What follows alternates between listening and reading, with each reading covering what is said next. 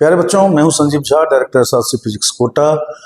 Most probable question के series में rotational dynamics का एक क्वेश्चन दे रहा हूं जो बार बार पूछा जाता है और ऐसे आपके हर टेस्ट सीरीज में भी क्वेश्चन आए होंगे। थोड़ा सा इसको देख लेना, इसमें दो इक्वेशंस लिखने होंगे, फिर उसको सॉल्व करना होगा। बेसिक सा एक इक्वेशन है, solid cylinder has a thin string wrapped several times around its circumference.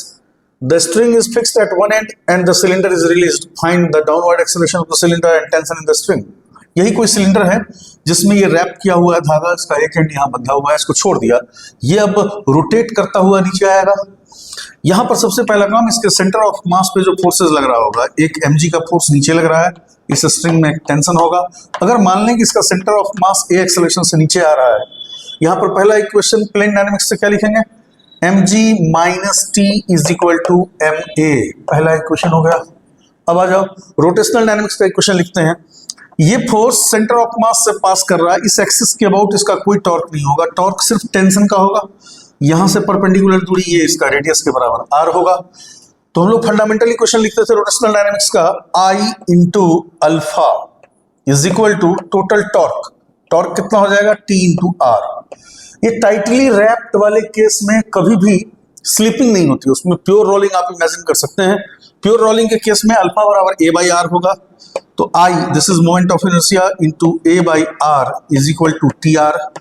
तो यहां से टेंशन की वैल्यू हम निकाल सकते हैं, that is I a by R square. अब ये वैल्यू अगर फर्स्ट इक्वेशन में इंजर्ट कर दिया जाए from 1 and 2, mg minus I a by R square, mg minus I a by R square is equal to ma।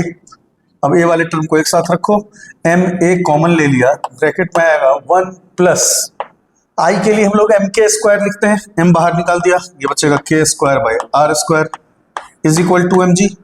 So acceleration mm cancel करो, acceleration is equal to g by, solid cylinder के लिए k square by R square की value 1/2 होती है, 1 plus 1/2 that is 3/2, 2 ऊपर चला जाएगा। So the acceleration of the centre of mass is 2g/3। अगर इसका टेंशन निकालना हो किसी भी क्वेश्चन में, क्वेश्चन 1 में पुट कर दें, अगर यहाँ से t की वैल्यू हो जाएगी यहाँ से mg माइनस ma, यानी m into g minus 2g/3 that is mg/3।